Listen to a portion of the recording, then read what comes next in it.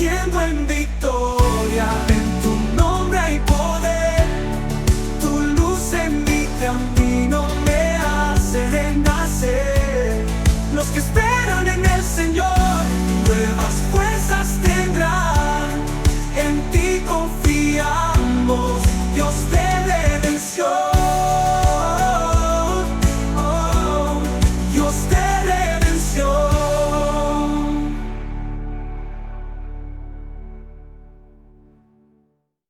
Bendecidos con toda bendición, qué gozo estar nuevamente en este 2026 para compartir la palabra de gracia. Me siento feliz, me siento gozoso, me siento realizado en lo que Dios está haciendo en Resurgiendo en Victoria. Dios ha venido llevándonos en estos primeros días del mes de gloria en gloria, tal como lo había prometido. El 2025 fue un año de procesos, un año de madurez, un año de transformación, un año donde el Señor nos fue llevando día a día, un año en el que fue separando, un año en el que probó de qué estábamos hechos, probó los que estábamos firmes, probó cuáles eran las intenciones del corazón. Y hemos visto cómo en estos primeros días del mes de enero, Dios nos ha llevado, pero en pasos acelerados, en una transformación, en una madurez y un crecimiento que lo anhelábamos, un crecimiento que lo esperábamos y lo hemos visto. Hoy estamos en un nuevo local y me he gozado que en estas dos últimas reuniones que hemos tenido en el local han sido reuniones poderosas donde la presencia de Dios, el poder de la palabra ha estado con nosotros guiándonos y enseñándonos a guardarnos, a dejarnos ser dirigidos y ser restaurados en diferentes áreas de nuestra vida en las que necesitamos crecer. Y hemos entendido un principio bien tremendo, y es que hay una diferencia entre protección y dirección. Protección y dirección. ¿Qué quiero decir con esto? Que hay personas que creen que vivir es simplemente tener cuidado de las cosas que tenemos que hacer.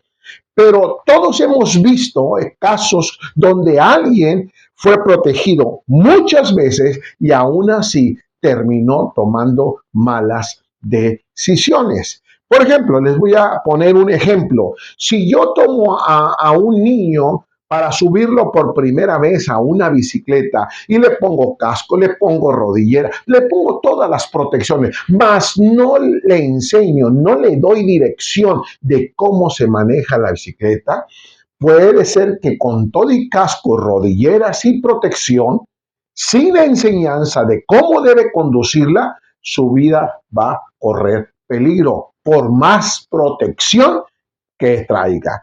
Dios es lo mismo. Dios no solo nos protege de los daños que en nuestro diario caminar podemos tener, sino Dios nos enseña a caminar. Como de todos he sabido, he estado leyendo el libro de Proverbios y apenas terminé el capítulo 1 y voy en el capítulo 2 y he aprendido tantas cosas, sobre todo en el capítulo 2, donde nos revela una vida guardada por su gracia, gobernada por el reino de Dios y restaurada por la justicia de Dios.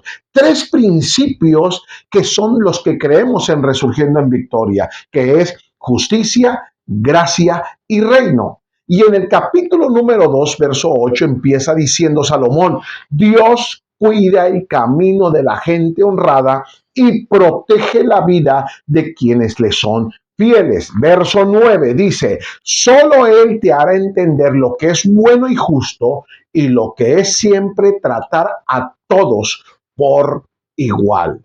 Y luego el verso 10 dice: la sabiduría y el conocimiento llenarán tu vida de alegría. Mire qué hermoso. Verso 11: piensa bien antes de actuar y estarás bien protegido. Y luego el 12 dice: así te librarás de la gente mala y de los que hablan con malas intenciones.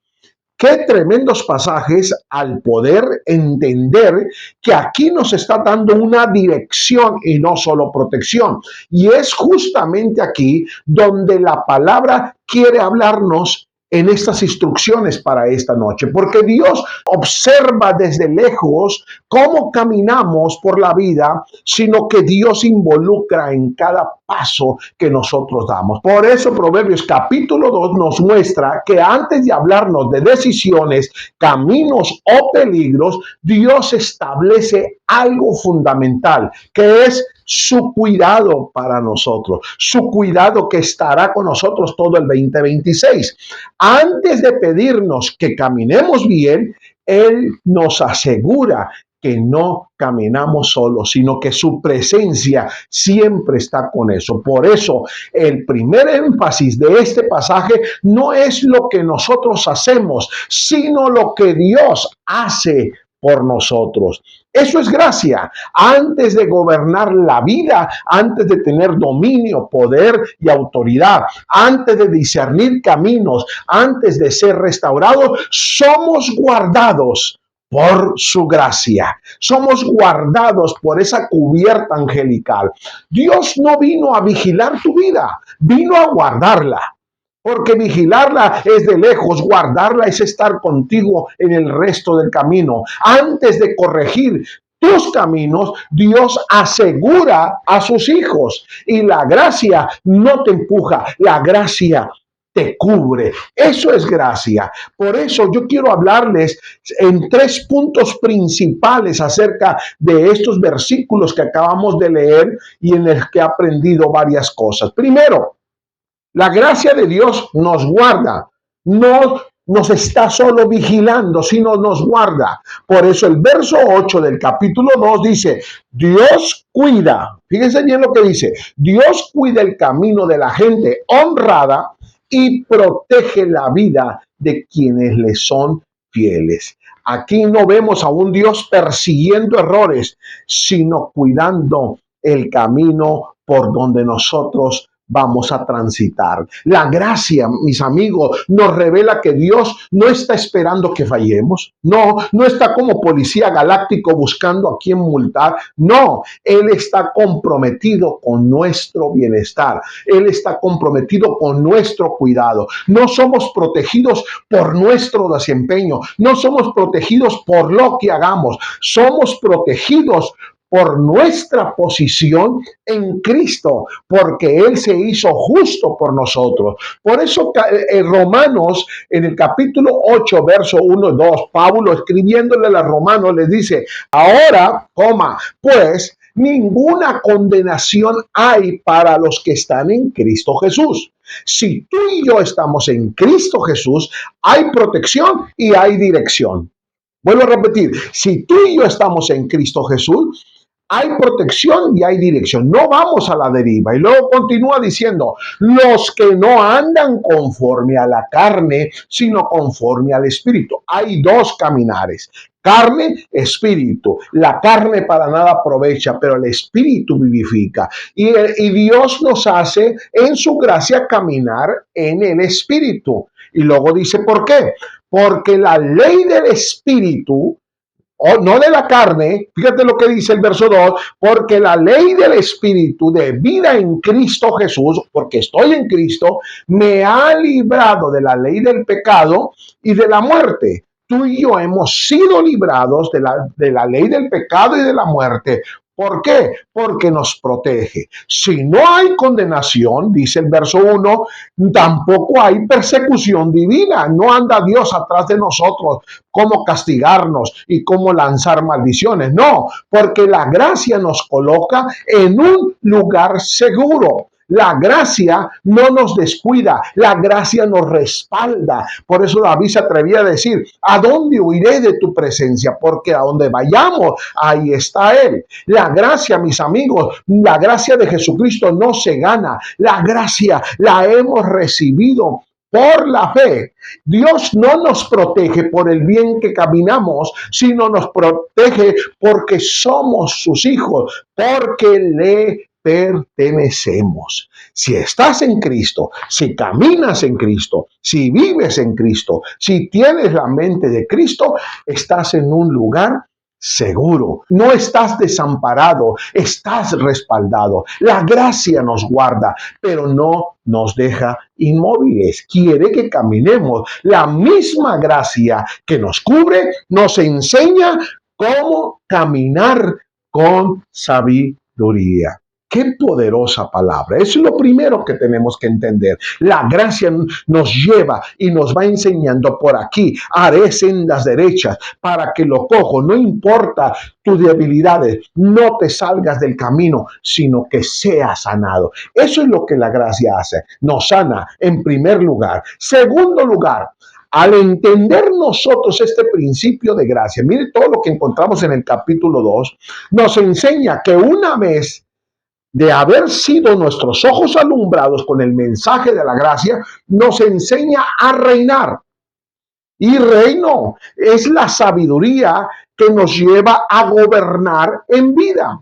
Por eso el versículo 9 del capítulo 2 de Proverbios dice, solo Él te hará entender lo que es bueno y justo y lo que es siempre tratar a todos por igual. ¡Qué poderoso pasaje! Y luego el verso 10 dice, la sabiduría y el conocimiento llenarán tu vida de amargura. ¿Eso dice? No, dice la sabiduría y el conocimiento llenarán tu vida de alegría. Y luego el verso 11 dice, piensa bien antes de actuar y estarás bien protegido. Piensa bien antes de actuar y estarás bien protegido. El reino no es solo dominio, poder y autoridad. Es una dirección práctica. El reino es vivir un pragmatismo de la vida cristiana. El reino es vivir orgánicamente. Dios no quiere hijos reactivos. Dios quiere hijos con dominio. Cuando la sabiduría entra en el corazón, ¿qué sucede? La prudencia nos cuida, la inteligencia nos protege y las decisiones dejan de ser impulsivas. Dejamos de actuar por nuestros impulsos, dejamos de actuar por las cosas que nos rodean, dejamos de actuar por nuestro temperamento y actuamos gobernados por el Espíritu de Dios. Gobernar la vida es pensar antes de actuar y discernir antes de elegir. De hecho, el apóstol Pablo, escribiendo en su primera carta a los Corintios, capítulo 4, verso 20, señala, porque el reino de Dios no consiste en palabra, sino en poder. Y es interesante cuando menciona la palabra poder, y quiero que lo vuelva a leer. Dice, porque el reino de Dios no consiste en palabras, sino en poder. ¿Qué está diciendo aquí? La palabra poder que usa aquí en el griego es la palabra acción y no dunamis, que es explosión. Entonces este pasaje dice, porque el reino de Dios no consiste solo en lo que hablamos, sino en nuestras acciones, o sea, lo práctico. Pero me llamó la atención que en la traducción lenguaje actual, el mismo pasaje que dice en Reina Valera, porque el reino de Dios no consiste en palabras, sino en acciones. En la traducción lenguaje actual, viene un poco más profunda su traducción. Cuando alguien pertenece al reino de Dios, lo demuestra por lo que hace y no solo por lo que dice. Qué bárbaro, qué profundo. ¿Por qué? Porque el reino se manifiesta cuando nuestras decisiones producen paz y orden. Pablo le decía a la iglesia de Roma en el capítulo 14, verso 17, le dice, porque el reino de Dios no es comida, no es bebida, sino justicia, paz y gozo en el Espíritu Santo. Y cuando está hablando de esto, no solo está hablando de una manifestación o de teofanías, no, está hablando de un estilo de vida que cuando tú entiendes que el reino no son cosas carnales, sino el reino es justicia, vivir en paz, vivir en gozo, es provocado por el Espíritu Santo. Mis amigos, donde hay sabiduría, hay autoridad bien ejercida. Y eso es lo que Salomón nos está tratando de hablar. Salomón no está escribiendo el capítulo 2 como reglas religiosas. No, no, no. Está hablando como algo práctico para poder desarrollar. Por eso, aquí aprendemos que el reino no es huir de la vida, es aprender a gobernar en medio de la vida. La sabiduría es la manera en que el reino se ve cotidianamente. Cuando esta sabiduría entra al corazón, el caos pierde autoridad sobre nosotros y nosotros gobernamos, porque donde hay dirección, hay prudencia, hay autocontrol y hay dominio, poder y autoridad. Mis amigos, cuando comenzamos a ejercer este dominio, poder y autoridad en la vida con sabiduría, descubrimos algo más. Dios no solo dirige nuestro camino, Dios restaura nuestro camino. ¿Y quién hace esto? La justicia de Dios. Acuérdese que la palabra justicia es enderezar lo torcido. Por eso la gracia nos da dirección. El reino nos da dominio, pero la justicia nos endereza lo torcido, aquellas cosas que no hemos podido llevar a cabo. Por eso Salomón dice en el capítulo 2, verso 12, dice, así te librarás de la gente mala y de los que hablan con malas intenciones. Qué tremendo, dice, así te librarás de la gente mala y de los que hablan con malas intenciones. La justicia de Dios no llega para castigar. Cuando alguien dice, Dios hará justicia, pensamos a un Dios castigando. No, llega para rescatar, llega para enderezar, llega para restaurar. Y Dios no solo nos saca del peligro, sino que nos devuelve al camino correcto. Esto es enderezar lo torcido. Esta es la verdadera restauración, volvernos al estado original, a un lugar más alto del que estábamos. Dios es la justicia que nos lleva a nuestra verdadera identidad. La justicia restaura relaciones. La justicia restaura pensamientos. La justicia restaura decisiones. Y la justicia restaura el rumbo correcto que diariamente tenemos que seguir. Por eso Pablo le escribe a los Corintios en el capítulo 5, verso 17, de modo que si alguno está en Cristo, note esto, cuando leímos Romanos 8.1 decía, ninguna condenación hay para los que están en Cristo. Y ahora los de Corinto les escribe y le dice, de modo que si alguno está en Cristo, ¿dónde está el secreto? De estar en Cristo, de estar con la mente de Cristo, de estar conduciéndonos como Cristo quiere que nos conduzcamos en sus caminos, de estar viviendo en la palabra de gracia como Cristo quiere que la vivamos. Por eso dice, ya es una nueva creación. Estoy leyendo Reina Valera contemporánea. Dice, atrás ha quedado lo viejo. Y luego en signo de admiración dice, y ahora ya todo es nuevo. Ya todo es nuevo. Esto es la justicia de Dios. No tapa lo viejo, sino que lo transforma. Qué lindo. Por eso en Efesios 4:22 Pablo les dice, en cuanto a la pasada manera de vivir, ¿cuál manera de vivir? La manera de vivir en ley, la manera de vivir en la religiosidad. Hay personas que vuelven otra vez a lo mismo. ¿Por qué? Porque no están dispuestos a una nueva manera de vivir. Quieren seguir caminando con su mala confesión, quieren seguir caminando con sus mismas prácticas, quieren seguir caminando con sus mismas malas conciencias y en gracia esto no cabe. Por eso Pablo dice, en cuanto a la pasada manera de vivir, dice, despójate del viejo hombre, despojados del viejo hombre. ¿Por qué necesitamos despojarnos de todas esas creencias y pensamientos? Dice, porque está viciado conforme a los deseos engañosos. La religiosidad, la religión, la ley nos dañó. con vicios que debemos de dejar. Y luego el verso 23 dice, y renovaos en el espíritu de vuestra mente. ¿Dónde empieza esto? En la mente. Si te despojas de tu vieja manera de vivir, ahora tienes que renovarte en el espíritu de tu mente. Y el verso 24 dice, y vístete del nuevo hombre. O sea, ya no puedes traer las mismas vestimentas de tradiciones ni de pensamientos. Vístete del nuevo hombre. ¿Cómo? Del nuevo hombre creado según Dios en la justicia, en el haber enderezado y en santidad de la verdad. ¿Cuál es la verdad? La palabra del Señor, Cristo mismo. La gracia es Cristo.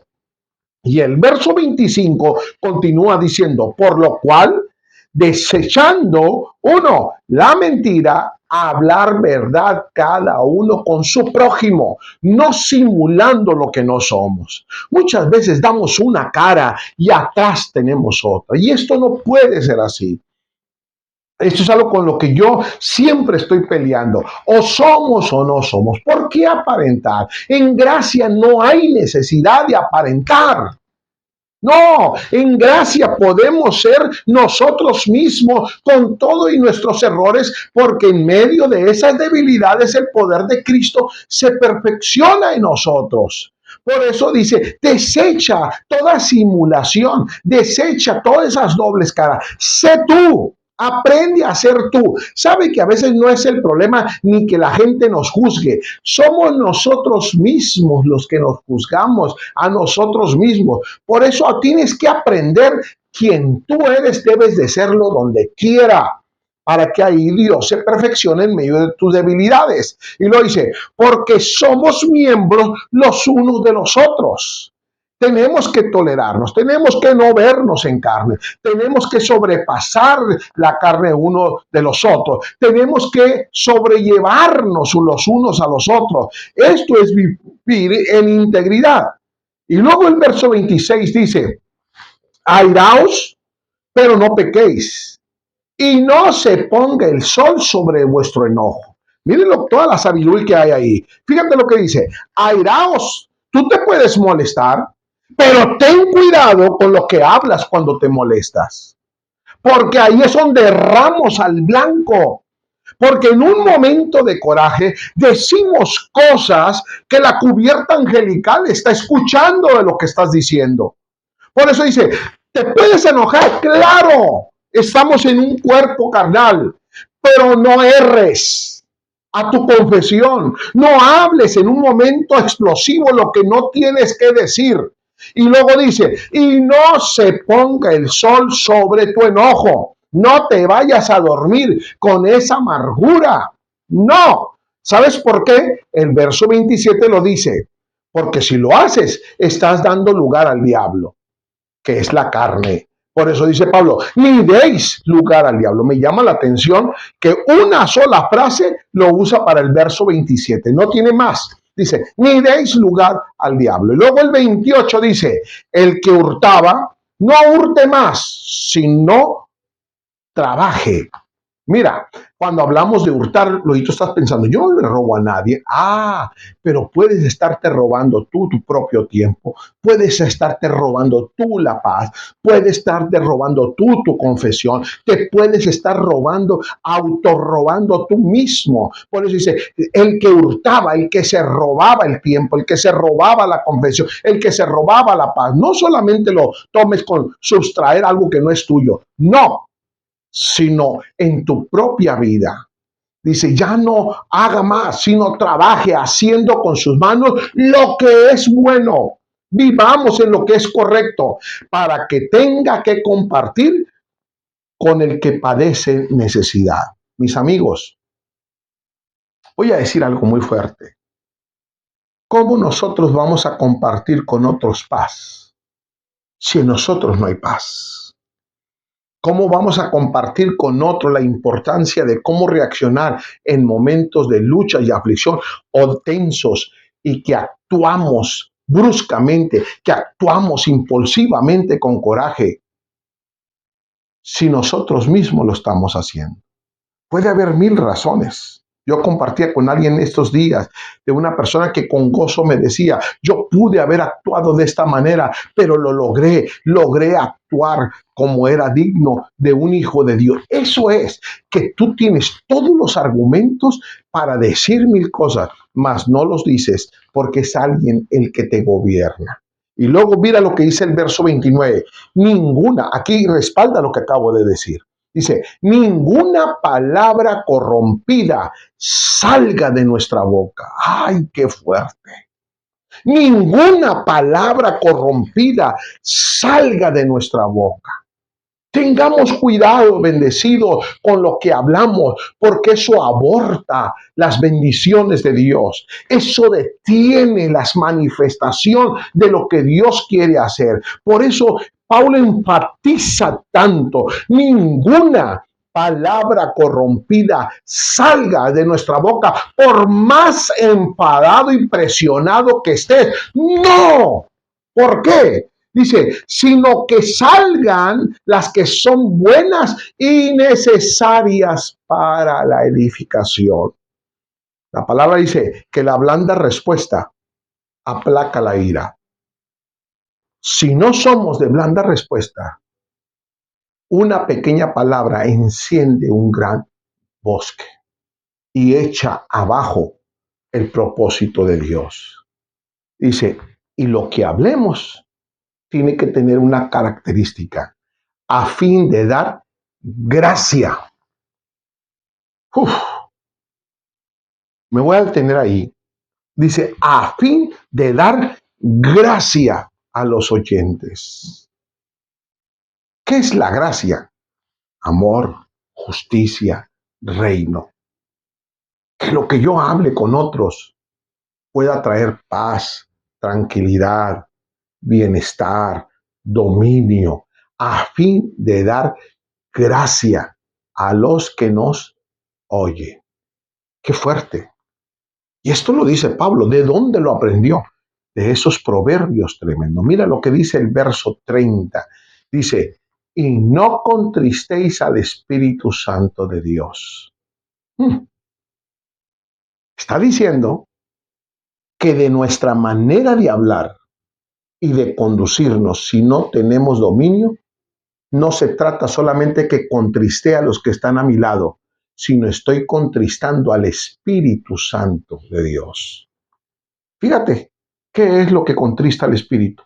Nuestras palabras. Lo que en momentos de presión actuamos, accionamos, decimos o hablamos, contrista al Espíritu Santo de Dios. Y esto no es condenación, es relación. No te estoy diciendo esto por condenación, sino por relación. Muchas veces no nos damos cuenta, pero en nuestras áreas de trabajo, en nuestros hogares y en nuestras familias, el Espíritu Santo está contristado. ¿Por qué? Lo dicen los versículos anteriores, por lo que se habla dentro del hogar. Y debemos aceptar esto.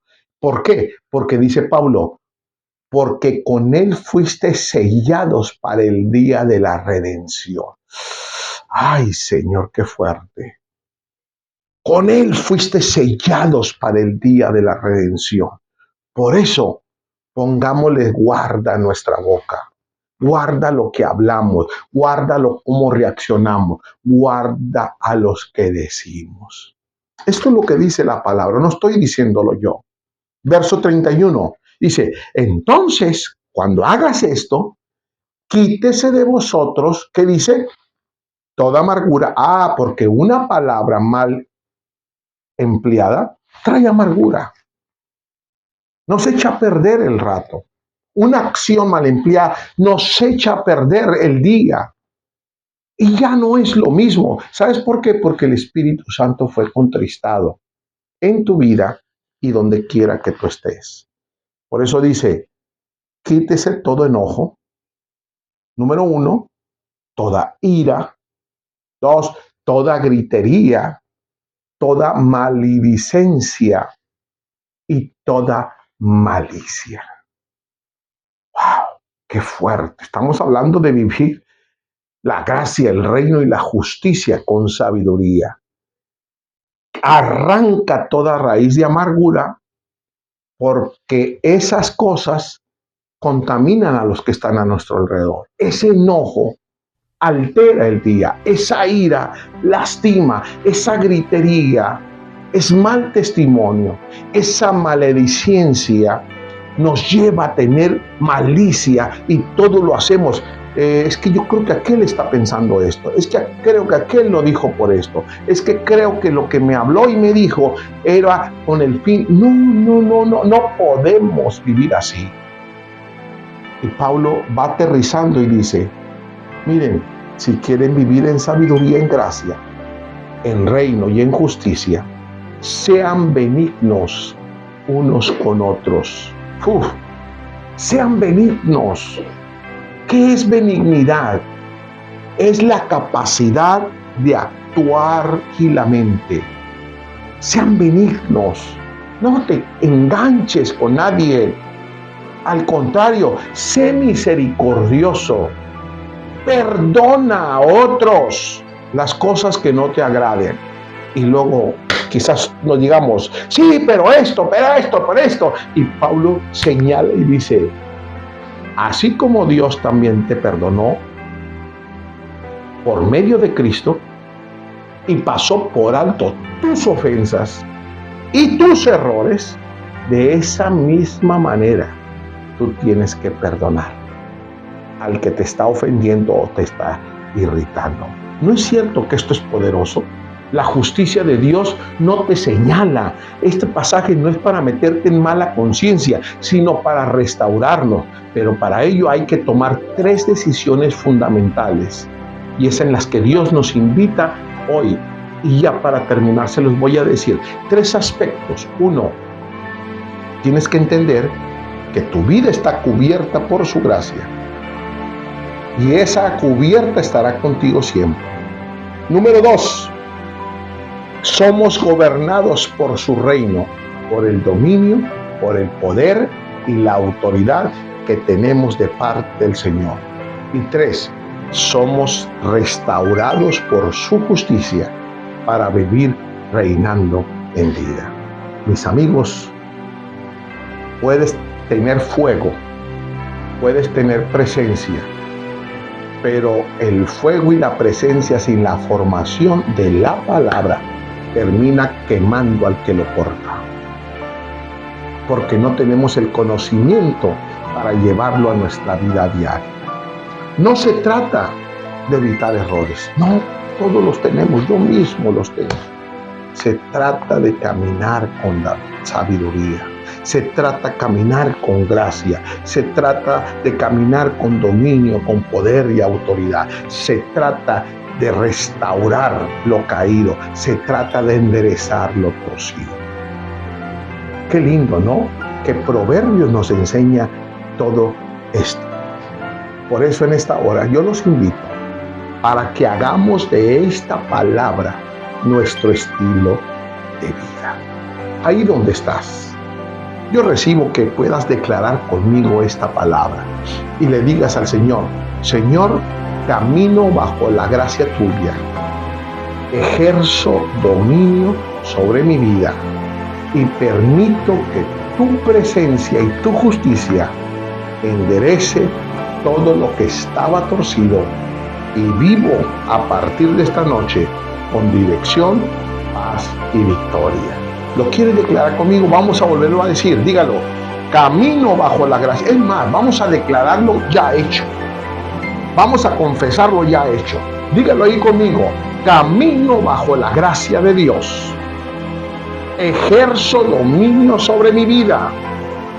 Y permito que su justicia enderece todo lo que está torcido. Y vivo con dirección, paz y victoria. Bajo su gracia, bajo su reino y bajo su justicia.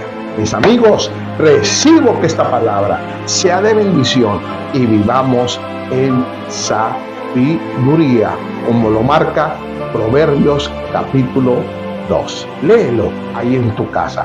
Bendecidos con toda bendición. Resurgiendo en victoria.